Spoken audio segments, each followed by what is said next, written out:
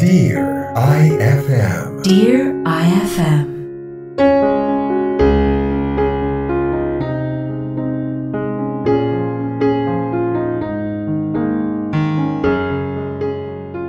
Dear IFM. Una sa lahat, isang magandang gabi sa lahat ng nakikinig ngayon ng Dear IFM. Tawagin niyo na lang ako sa pangalang Carding. 50 years old at isang dating OFW sa Taiwan. Alam niyo na, para naman makapagpahinga sa walang katapusang pagtatrabaho sa ibang bansa. At syempre, sa isang dahilan na magiging laman ng kwentong ibabahagi ko sa inyo. 15 taon na kaming mag-asawa ni Manel. At meron din kaming isang anak, si Yan Yan. Nagtatrabaho pa ako noon bilang isang taxi driver. Habang housewife naman si Manel. Kahit mahirap, pinagbubuti ko ang pagpapasada ko ng taxi. Para naman kahit papano, lumaki-laki ang kita ko sa isang araw. Pero dahil sa hirap ng buhay, kailangan mong maging kalabaw sa pagtatrabaho. Makakain ka lang ng 3 beses sa isang araw at maibigay mo lang sa pamilya mo lahat ng pangangailangan nila. Lalo na kung ikaw ang padre de pamilya.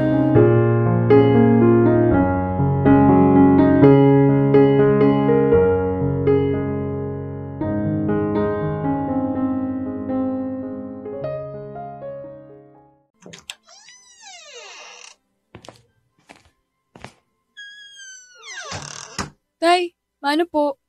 Ba't ang aga niyo naman po yata nakauwi ngayon? Medyo sumasakit na kasi yung balikat ko kaya umuwi na ako para makapagpahinga. Babawi na lang ako ng biyahe bukas. Ngayon ka pa lang ba magsasayang? Mag-aalas 9 na. Opo, halos kadarating ko lang din po sa bahay kasi di ba po may project po akong ginawa kay na Sally. Pagka-uwi ko nga po, madilim po yung bahay. Nasaan ang nanay mo? Hindi ko po alam, pero paniguradong nandun lang yun sa kabilang kanto. Nasa bingguhan, may binubulor po ron eh. Nanay mo talaga kahit kailan. Mabuti na lang pala, bumili ako ng pagkain dyan sa karinderya. Panguulam sana natin bukas ng umaga kaso, sige, ngayon na lang. Sige po, akin na po yan. Maupo na po kayo dito, Tay. Sige.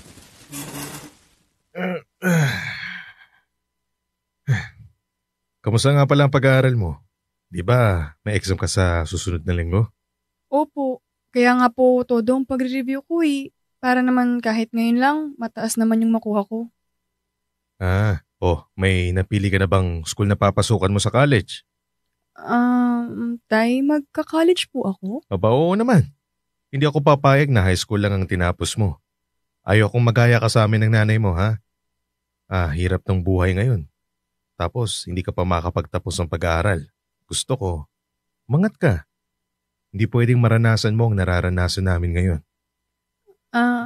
Tay, ngayon pa nga lang po, hirap na tayo sa pagbabayad ng tuition fee ko. Sa college pa kaya? Buti sana kung matalino ako, pwede po ako makakuha ng scholarship.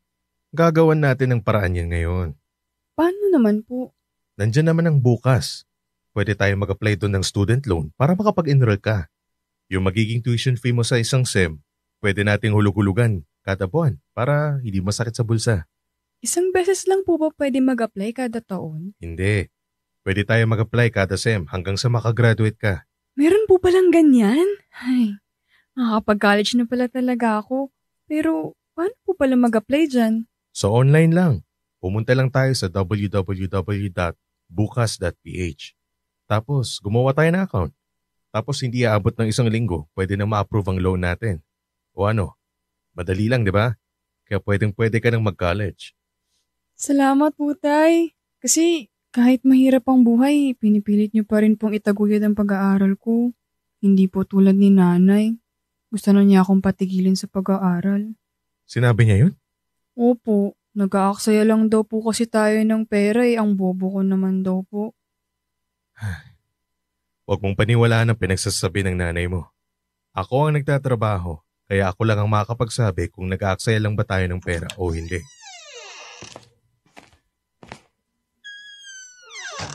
Mabuti naman at naisipan mo pang umuwi. Akala ko doon ka na matutulog eh. O ano namang problema?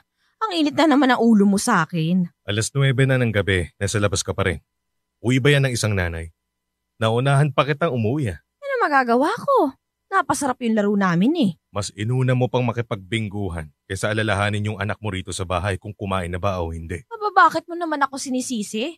Dala ko ba yung kaldero para hindi siya kumain ha? Ikaw ang nanay. Responsibilidad mong alagaan ang anak natin habang ako, nagtatrabaho ako sa labas. Ano man lang yung lutuan mo ng pagkain yung bata bago ka maglakwatsa. Talagang kasalanan ko pa. Magkaroon ka naman kasi ng kusang loob dito sa bahay. Anong gusto mo? Pagkatapos ko magtrabaho, asikasuhin pa kita? Swerte mo naman. Wala ka nang ginagawa rito. Magpapaalaga ka pa sa akin. Hoy! Huwag mo ngang ipinamumukha sa akin na ikaw ang bumubuhay sa pamilyang to dahil responsibilidad mo yan. Padre, di ba milya ka? At gawin mo rin sana ang responsibilidad mo bilang nanay. Saka, ano yung sinasabi mo sa bata na titigil na siya sa pag-aaral? Hindi siya titigil. Wala akong pakialam kung mamatay ako sa pagtatrabaho. Magkaroon lang ng magandang kinabukasan ng anak ko. Hindi tutulad sa atin si Yanyan at mas lalong hindi siya tutulad sa katulad mong babae.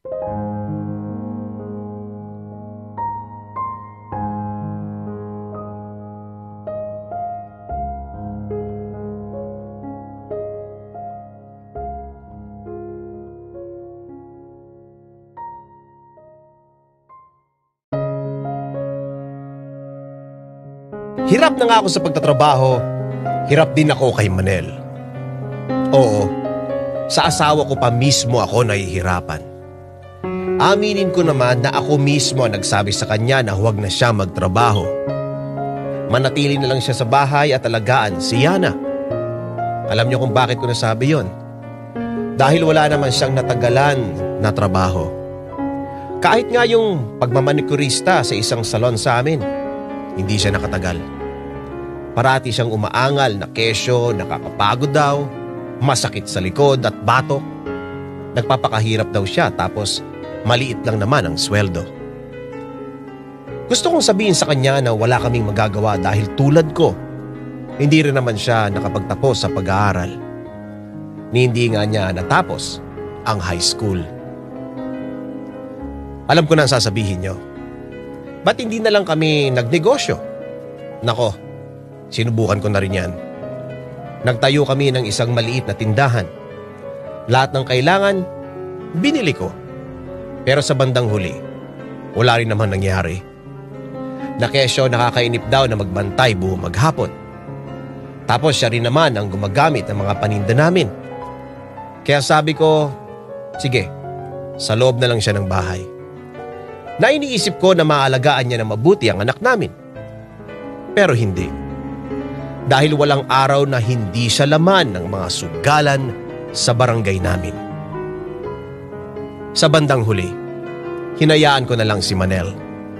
Ang iniisip ko na lang, 5 taon na lang din naman, makakapagtapos na si Yana. Konting tiis na lang. Makakapagpahinga na ako kahit papano. Pero tulad ng sinabi ko kanina, mahirap ang buhay. Hindi pwedeng barya-barya lang ang kinikita mo. Lalo na kapag may pamilya kang binubuhay. Kaya nagdesisyon na lang akong pang-ibang bansa.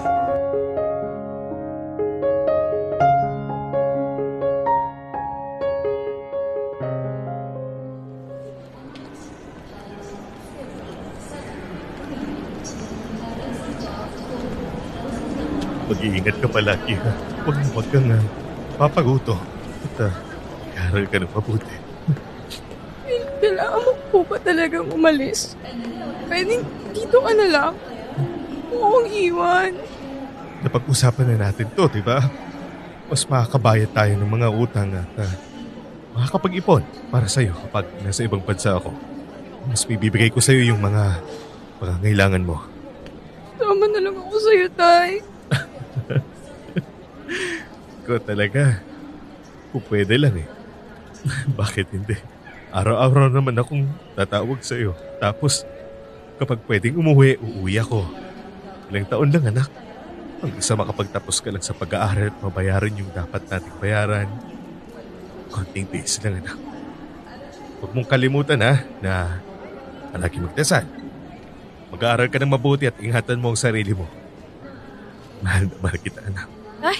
Siya, tama na nga yan drama na yan. Alam mo, umalis ka na at baka maiwang ka pa ng eroplano. Lagaan mo tong anak natin. Sa unang sweldo ko, papadala agad ako. Oo, sige na. Tawag-tawag na lang anak ha. Alis na ako. Mag-iingat kayo. Opo. Ingat ka po, Tay.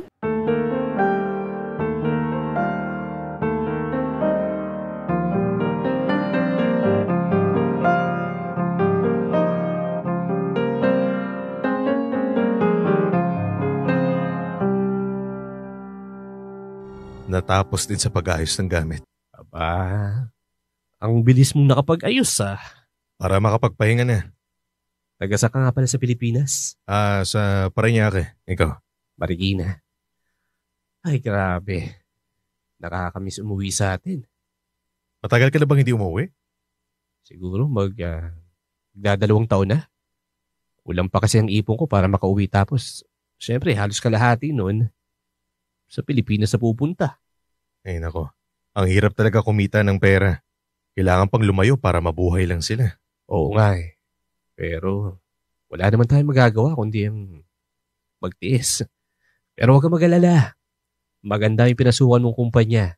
Maraming incentives at masaya yung environment. Halos lahat dito, puro Pilipino. Ay nako, mabuti naman kung ganun para makabawas sa homesick. Oo naman. Tsaka dito, makakapag-ipon ka kapag masipag ka. Kapag mahilig ka sa mga part-time jobs. Pwede natin gawin yun? Oo naman. Huwag lang may magsusumbong ha. Kaya lahat binibigyan ng part-time para everybody happy. Gusto mo rin ba? Siyempre. Kahit ano, basta may pandagdag lang ako sa ipon ko. Ayoko naman na uuwi ako sa Pilipinas na wala man lang naipundar. Di parang nagsayang lang ako ng panahon dito. Huwag kang mag-alala. Ako bahala sa'yo. Marami na akong kilala rito. Kaya pagdating sa mga racket, akong maasahan mo. Salamat, Marlon. Mabait yan si Mr. Chua. Pati na rin yung anak niya. Alam mo, may kakilala nga ako. OFW rin. Sobrang sama nung amo niya. Yung mga tira-tira lang pinapakain sa kanya. Tapos, mula umaga hanggang gabi, trabaho lang siya ng trabaho. Lagi pang late kung magbigay ng sweldo. Grabe naman yun. Ano in-applyan niya, aso? Ewan ko nga, pero minsan parang tumatahol na eh. Pero, ganun talaga eh. May iba kasi dito na mababa ang tingin sa mga kapwa natin Pinoy. Buti nga napunta tayo kay Mr. Chua. Matalino yan. Pansin mo naman ang galing-galing mag-English, di ba? Oo nga eh. Nasaan pala ang asawa niya? Biyudo na yan si Sir. Namatay sa panganganak kay Sinsin. Sobrang bait na tatay kaya hindi na ako magtataka kung bakit mabait din si Sinsin. Wala kang magiging problema doon. Oo siya. Magluluto muna ako ng pagkain. Mag-ayos ka muna dyan ng mga gamit mo ha. Sige. Salamat Marlon ha. Tapos, wala yun. Sino-sino pa ba magtutulungan? Di tayo-tayo rin.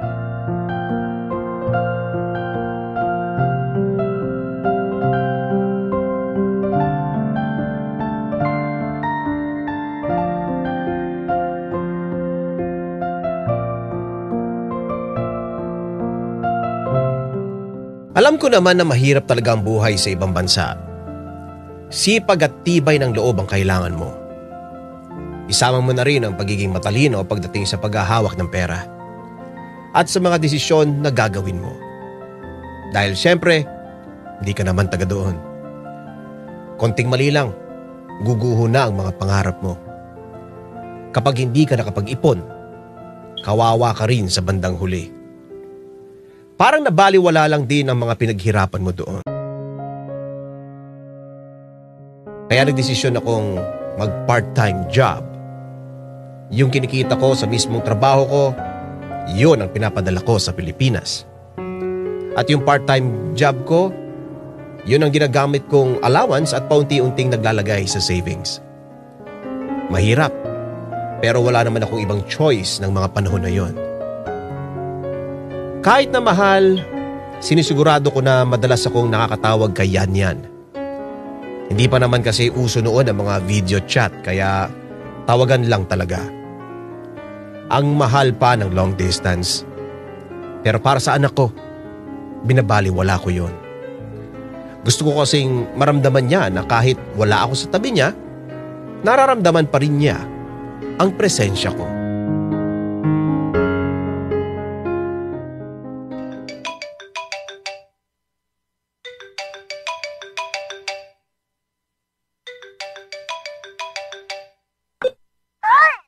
Anak, kumusta ka na? Okay lang naman po. Naibayad ko na po pala yung pinadala niyong balanse natin. Kaya makakagraduate na po talaga ako. Mabuti naman kung ganun. Mag-aaral ka mabuti ha.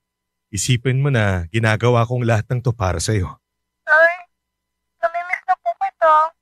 Kailan ka uwi? Anak, matagal-tagal pa kasi. Kailangan ko pang makaipon para sa pag-aaral mo. Ilang buwan na lang, magka-college ka na. Maraming kailangan bayaran. Iba pala kapag wala ka rito. Ang tahimik ng bahay. Gusto na katang makita, Tay. Huwag ka magalala. Magkakasama pa rin naman tayo. Lahat naman ng ginagawa ko para sa'yo eh. Kamusta nga pala ang nanay mo? Nandito po kumakain. Pakibigay naman sa kanya yung telepono, anak. Kakausapin ko. Tay, kausapin daw po kayo ni Tatay. Ano ba yun? Nakain ako eh. Kamusta ka na dyan? Nabayaran mo na ba yung mga utang natin na nandyan kahit kalahati man lang? Oo, kapag na. Nung kalahati na lang hinintay. Sabihan nyo lang ako ha kung may kailangan pa kayo. Kaya nga pala. Nahingin akong pera. Ang daming tumutulo rito sa bahay eh. Halos mataranta ako nung ang lakas ng ulan. Papaayos ko yung kisame natin. Magkano ba ang kailangan nyo? Mga 10,000. 10,000? Bakit ang laki naman ata niyan? Upo ka ba? Ang mahal-mahal magpagawa ngayon ng bahay. Kulang pa nga yun eh. Papakiusapan ko na lang kung pwede babaan. Saka isasama ko na rin yung nasirang TV. Bigla na lang kasi hindi gumagana. Oh, bakit? Bakit hindi na gumagana? May malay ko.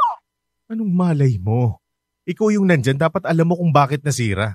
Talaga mong mahinayang kukote mo, ha? Technician ba ako para malaman ko kung ano nangyari? Ano pa?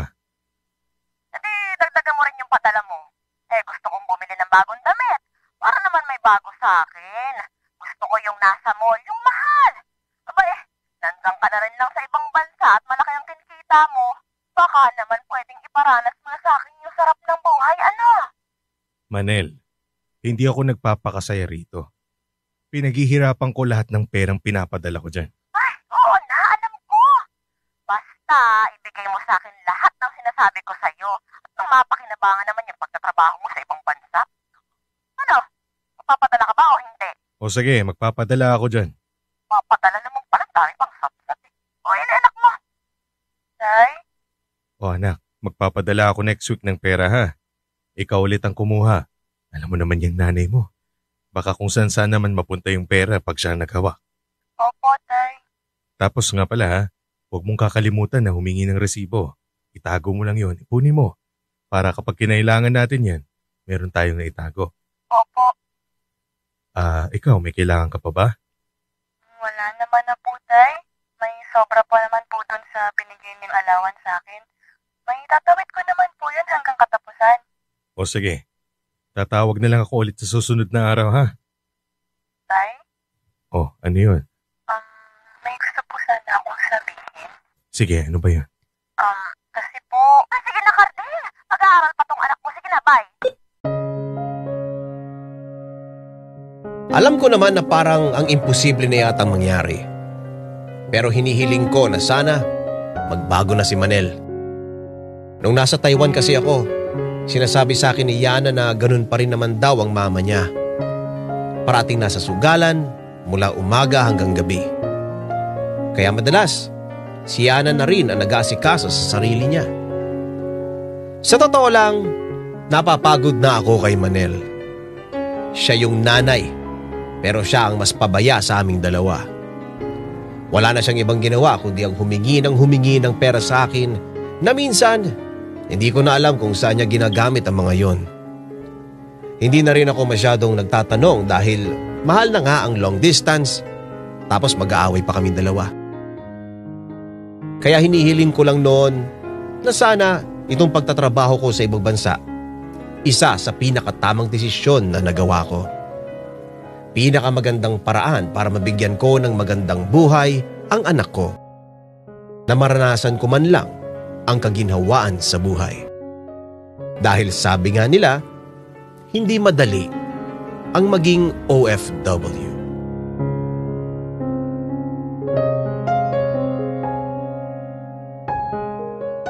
Ang daling imaginein, pero sobrang hirap gawin. Tibay ng loob, sipag, at syempre, lakas ng katawan ang kailangan mo sa ibang bansa. Lumipas pa ang ilang taon, nagawa kong maipasok si Yanyan sa isang magandang universidad. Medyo may kamahalan sa tuition fee pero binaliwala ko yon. Basta para sa anak ko, gagawin ko ang lahat. Total naman, sigurado akong hindi mapupunta sa wala ang lahat ng pinaghirapan ko. Pero mukhang akala ko lang pala yon. Noong mga panahon na yon, uso na kasi ang Facebook. Kaya nagagawa ko ng makipag-chat sa anak ko. Dahil dito, parang mas naging malapit na ako sa kanila. At dito ko na nga unti-unting napansin ang pagbabago kay Yanyan. Na parang hindi na siya yung anak na pinalaki at sobrang mahal ko.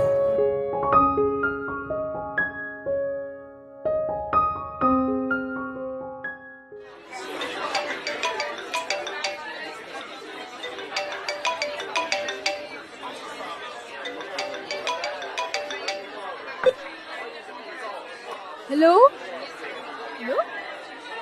Hello? Hello. Yan. Nasaan ka ba? Bakit ang ingay-ingay dyan? Nasa party ako, Tay. Bakit ka tumawag? Pwede bang lumabas ka muna? Hindi tayo magkarinigan eh. Sige, sandali po. Lalabas po ako.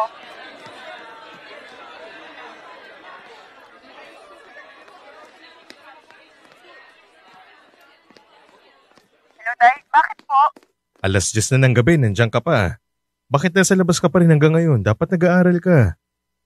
Nagpa-party lang po yung isa kong kaibigan. Mamaya na ako uwi or baka dito na lang po ako mag-overnight. Kasama ko naman si Randel. Sino-sino ka mo? Randel? Boyfriend ko po. Totoo pala talagang mga nakita kong pictures nyo na nasa Facebook Anak, di ba ang sabi ko sa'yo, mag-aral ka lang. Huwag ka muna magbo-boyfriend dahil bata ka pa. Tay, kung mananermon ka ngayon, pwede bang bukas na lang? Busy ako eh. Busy saan? Sa pagwawalwal. Umuwi ka ngayon din. Bakit ba? Ngayon lang naman ako nagsaya ng ganito. Napaka-KJ. Ano sinabi mo? Ako, KJ? Aba, yan. Kailan ka pa natutong sumagot sa akin ng ganyan? Totoo naman kasi. Kanino mo natutunan yan? Kay Randel? Randel ba yun? Kung sino man yan? Wala ka namang ibang ginawa kundi sabihin sa akin na mag-aral ako. Mukha na nga akong libro makaaral eh. Ano man lang yung nagsasaya ako ngayon? Kung magsasaya ka, tungkol sa mga taong hindi ka hihilahin pababa. Nakita ko mga pictures mo. May hawak ka pang bote ng alak kasama yung boyfriend mong naninigarilyo. Alam mo, bad influence yang si Randel ba yun? Randel? Sa tingin mo ba? Tama yun ha? Nasaan ang palagi kong pangaral sa'yo? Umalis ka dyan at hiwalayan mo na yung lalaki na yan. Walang magandang may dudulot yung Randel o anumang pangalan niya. Ang bata-bata mo pa. Bakit ko sa iwala yan? Siya na nga lang ang lagi kong kasama dito. Parehas kayo ni nanay na walang pakialam sa akin. Naghihirap ako rito samantalang ikaw nagpapakasaya sa ibang bansa. Alam mo na sa una pa lang dahil sa pag-aaral mo ang ginagawa ko dito. Sa tingin mo ba masaya ako? Hindi. Tinitiis ko ang lahat para sa'yo. Halos hindi ko mabili ang gusto ko para lang may padala sa'yo. Para sa akin, hindi ko kasi ramdam eh.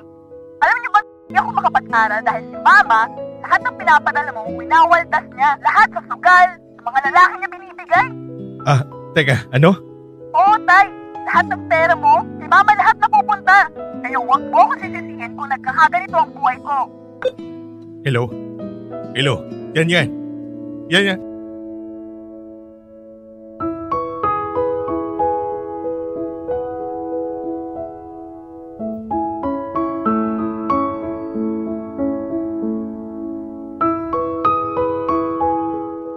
Nung araw na yon, parang gusto kong lumipad mula Taiwan hanggang sa Pilipinas. Sobrang kinakabahan na talaga ako sa nangyayari. Nalilito dahil hindi naman ganun si Yan noon. Mabait at masunuring bata yun. Pero wala naman ako magagawa. Kilo-kilometro ang layo ko sa kanya. Kaya idinaan ko na lang sa dasal ang lahat. Nagpatuloy ang pagiging swail na anak ni Yan. Sinasabi sa akin ni Manel na hindi raw nagpapapasok yung bata. Nakikita ko sa mga post din niya na umiinom siya, naninigarilyo at parating kasama ang mga barkada. Litong-lito na ako sa mga nangyayari. Hindi ko na alam kung ano ang gagawin ko. Bakit parang nasisira ang lahat ng plano ko para sa anak ko? Kasalanan ko ba talaga? Maling desisyon ba talaga na iniiwan ko siya sa nanay niya na wala rin namang pakialam sa kanya? Dumating na ako sa puntong sinabi ko sa sarili ko na hindi ko pwedeng pumayag na nagkakaganon ang pamilya ko. Kaagad akong nagpaalam sa supervisor namin na bigyan sana ako ng bakasyon. Dahil sa maganda naman ang performance ko at mabait naman talaga mga boss ko sa kumpanya pinapasukan ko. Sa awa ng Diyos, pinayagan akong makauwi sa Pilipinas. Anak! Nasaan na kayo? Nandito na ako. Yan, anak! Tay? Ano nangyari sa'yo? Buntis ka ba? Opo, tay. Buntis po ako. Anong ginawa mo sa sarili mo? Sino na ama niyan, ha? Yung tarantadong Rendel na yon? Tay, Randall po pero iba po yung nakabuntis sa akin, tay. Ano? Wala na po kami ni Randall. Iba na po yung boyfriend ko pero nung nalaman po niya na buntis ako, ayun, parang bola na biglang nawala. Diyos ko. May bala ka bang sabihin yan sa akin, ha? Wala po, tay, kasi bala ko sana ipalaglag na lang po ito. Ipapalaglag? Diyos ko naman yan. Talaga bang hindi mo ba ginagamit yung utak mo? Bata yan! Ayoko po ng responsibilidad, tay. Ayokong magkaroon ng anak na hindi ko naman kayang alagaan. Ayokong magaya ako kay nanay na pagkatapos mag-anak, ayun, binaliwala na yung bata, binaliwala ako.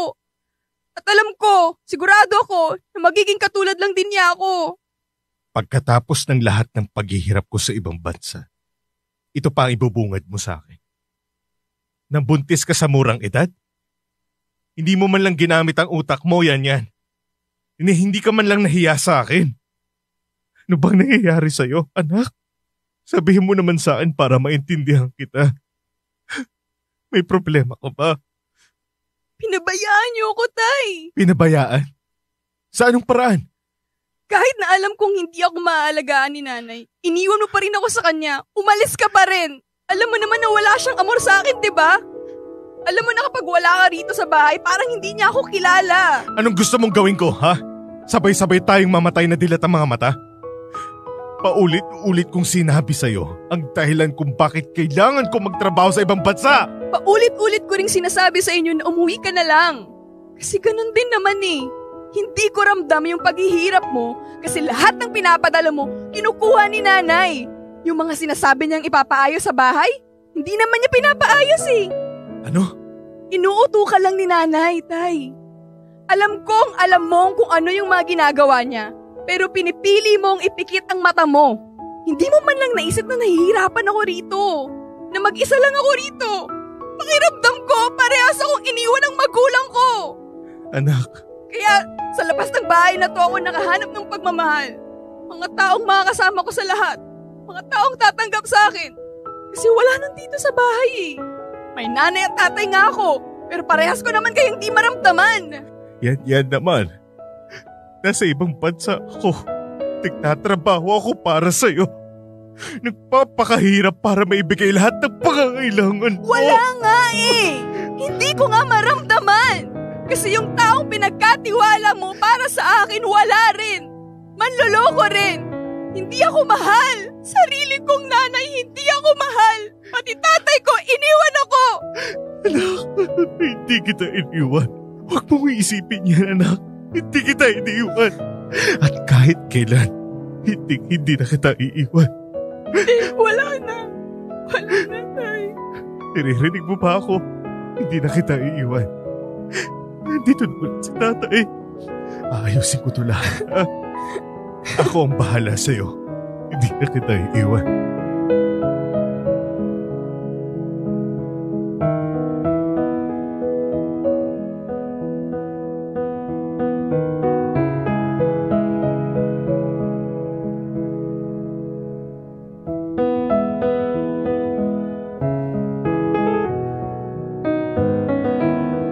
Isang gabi ako halos hindi makatulog sa kakaisip kung ano ba ang dapat kong gawin. Hanggang sa mga oras na yon, hindi pa alam ni Manel na nakauwi na ako. Sinabihan ko rin naman si Yanyan na huwag niyang sasabihin sa mama niya dahil gusto ko siyang sorpresahin. Ilang beses na rin akong nakakarinig na hindi lang pala sa sugalan nakikita ang asawa ko, pati rin sa bahay ng isang lalaki. Nung una, hindi ako naniwala. Iniisip ko kasi na kahit ganun si Manel, hindi niya ako magagawang lokohin. Pero nakita ko ang estado ng anak ko at ng bahay namin.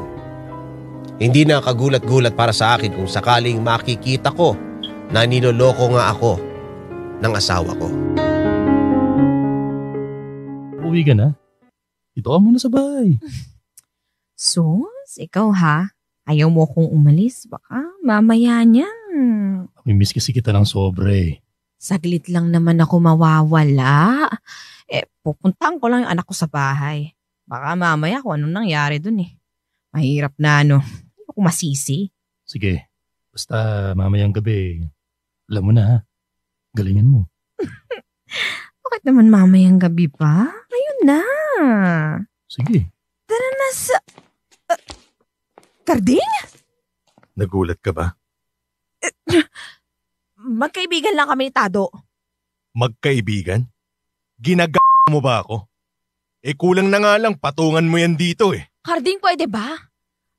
Pwede namang huwag tayong mag-eskandalo dito, nakakahiya. Pero kanina, hindi ka nahihiya. Umuwi ka na. Makikisingit lang ha. Bakit mo naman pinapauwi to? Hiwalay na kayo, di ba? Ang galing, Manel. Ang galing! Bakit? Tama naman ako ha. Kaya wala ka ng karapatan sa kanya. Akin na siya eh. Anong pangalan mo ulit? Tado, di ba? Oo, bakit? Tado. Bagay sa'yo pangalan mo. Tarat ka nga talaga eh! Karding! Ano ba? Tama na! Huwag ka kang gumawa ng gulo dito! Ako? Ako pa talaga ha? Sino ba rito ang nagmumukhang kaladkaring babae ha? Na kahit may asawa na, nakikipaglandian pa sa ibang lalaki. Pwede ba yung bunganga mo? Umuwi na tayo, tara na!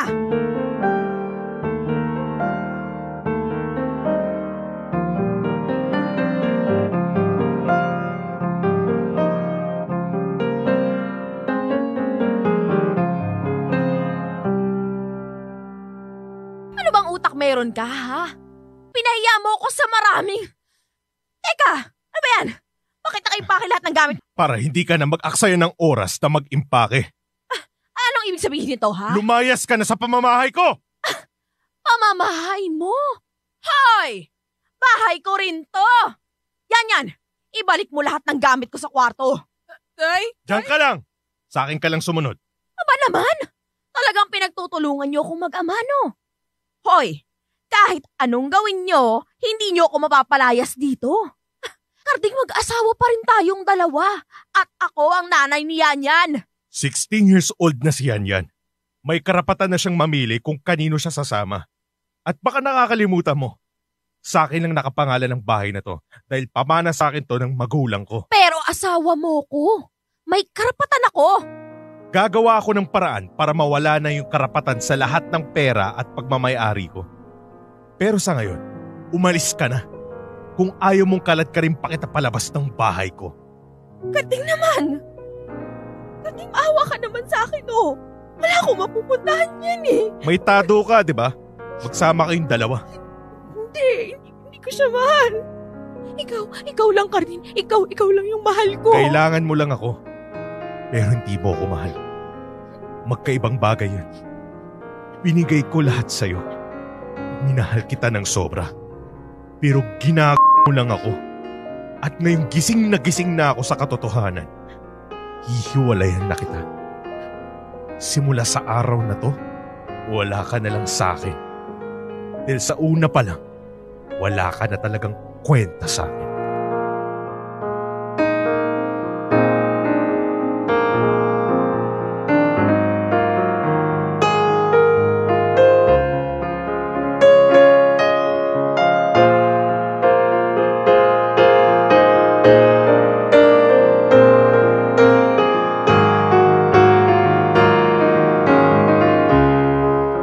Ilang beses pang nagmakawa sa akin si Manel na ayusin namin ang relasyon namin. Pero ako na mismo ang tumatanggi. Kung nagawa niya akong lokohin ng ganun katagal, paano pa ako magtitiwala na hindi na niya ulit gagawin yon? Wala na rin namang saysay dahil nawala na ako ng tiwala sa kanya. Kaya nung dumating ang isang araw na sinabi sa akin na sumama na raw si Manel kay Tado, hindi na ako nagulat. Hindi na rin ako naglupasay. Para na akong namanhid. O baka pinili at sinanay ko na lang ang sarili kong maging manhid. Dahil kapag manhid ka sa pag-ibig, hindi ka lulukuhin. Sapat na yung anak ko na lang ang kahinaan ko. Sa ngayon, 10 taon na ang apo ko. Habang si Yanyan, ayun, nakapagtapos pa rin sa pag-aaral at may maayos ng trabaho ngayon. Siya na nagsabi sa akin na huwag na raw akong bumalik sa Taiwan dahil siya naman daw ang bubuhay sa amin ng apo ko. Pero dahil sa ma-pride akong tao, nagpundar na lang ako ng buy and sell ng mga motor parts. Para kahit paano, may sarili pa rin akong pera at nakakatulong sa anak ko. Wala na ako nabalitaan pa kay Manel. Hindi na rin naman ako nakibalita sa kanya dahil masaya na ako sa buhay ko. Kasama ang anak at apo ko. Hanggang dito na lang ang kwento kong ito. Sana mga idol, nakapulutan nyo ito ng magandang aral at inspirasyon sa buhay. Hinihiling ko na sana mas lalo pang magtagal ang Dear IFM dahil kung alam nyo lang, marami kayong natutulungan ng mga listeners na tulad ko. Muli, maraming salamat at pagpalain nawa kayo ng Panginoon. Lubos na nagpapasalamat. Carding.